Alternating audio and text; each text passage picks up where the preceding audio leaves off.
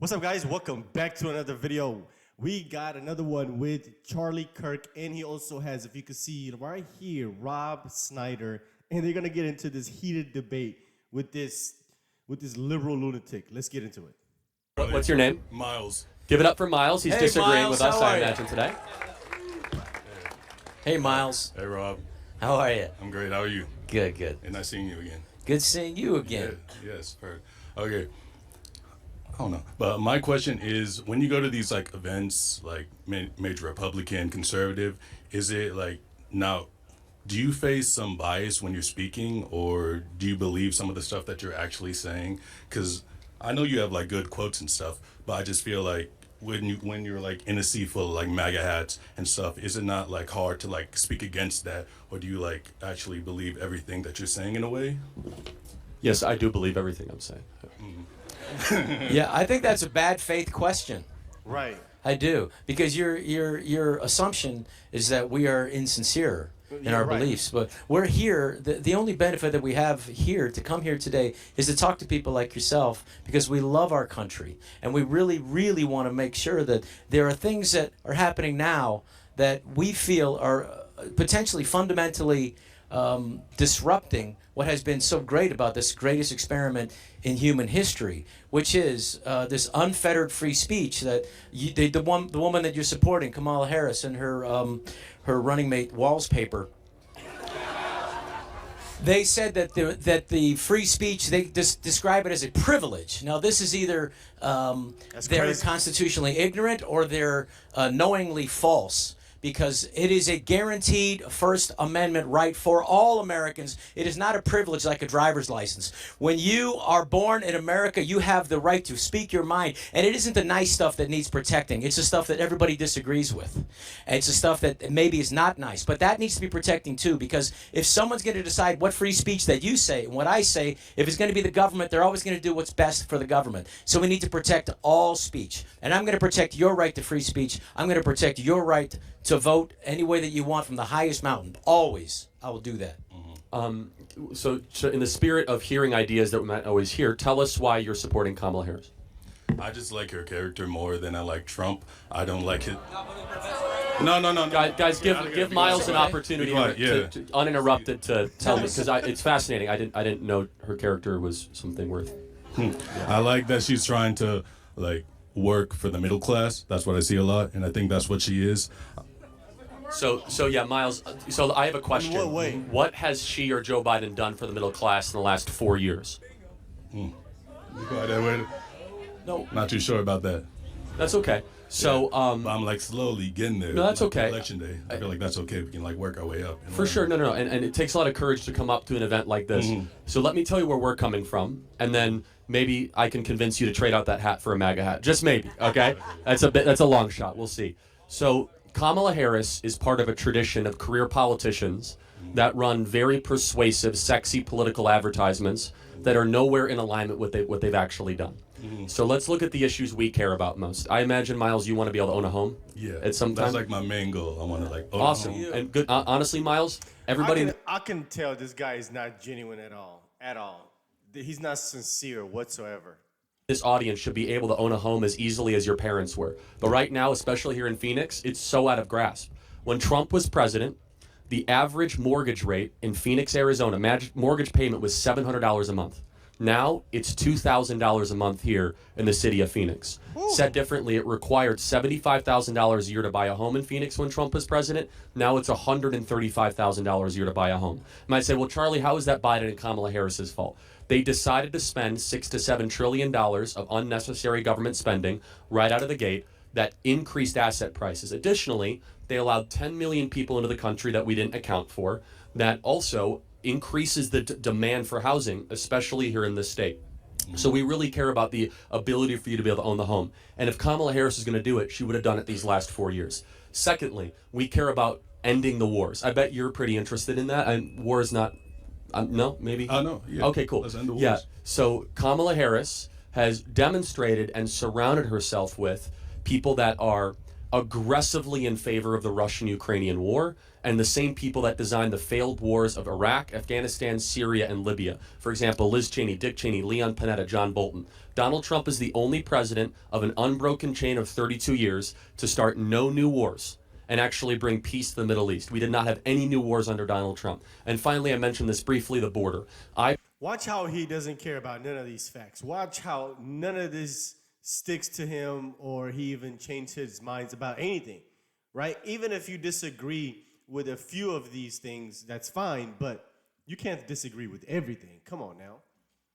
I believe that everyone in this audience should be given preference above somebody who illegally comes into our country that was not welcome or invited. When Trump was president, we had the most secure border in history.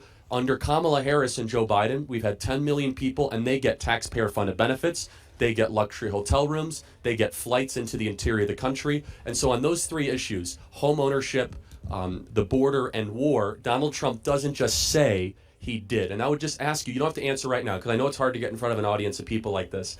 Can you show me that anything Kamala has done that shows she's better at Trump than what Trump did on those three things? No. That's okay. I appreciate that. Yeah. I want to encourage you to do your research, because it is very it's very tempting to fall for propaganda that you just see on TV. I bet a lot of people here in the audience can give you something to think about and something to consider, because Kamala Harris, she does not care for you. She cares about her own political career. Trump is different. Last thing I'll say is this. The guy's been shot multiple times, facing 700 years in prison. They took all of his money from him, his business empire, and he keeps on fighting.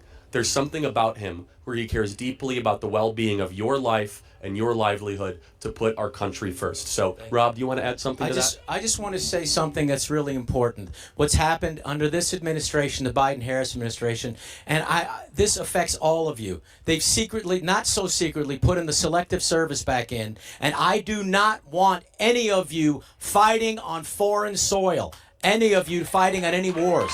Facts. Any of you. I don't want it. And as far as democracy, they say they're saving democracy. Well, let me just go over this, because Bernie Sanders technically had won in 2016 the Democratic nomination for president, but they didn't give it to him. They used these super delegates to dump him and put in who they wanted undemocratically in the primary in 2016. In 2020, again, Biden lost the first two primaries, and they just made everybody else drop out. And so you had no choice. If you were a Democratic voter in 2020, you had to vote for Biden. The same thing again this year. 14 million people voted for Biden in the Democratic primary, and none of those votes count because they just decided to take him out because they thought they could lose, and they just anointed Kamala Harris with 0 votes. That is not democracy. That is tyranny, and it gives you a little taste of what they intend to do if they remain in power. So I wish you the best. Think about this, and I'm going to give you a hat just in case you want to wear it. And Miles, let me just ask, what we talked about, those three things, did you hear that previously before in a fair setting? No, I did not hear it in fair setting as before, but it's good to be on one-on-one and just like have a conversation about that. Cool. Well, Miles, I want to thank you for coming up. Please. Hey, Miles, appreciate talking. Think about what we said, and. Okay, yes. Let's turn Arizona blue, everybody.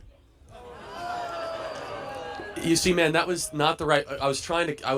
I let you off so mercifully. Hey, you know what though? We're gonna do what's best for you. I mean that. We're always gonna look out for every. I was Arizona. trying to find common ground, man. That was.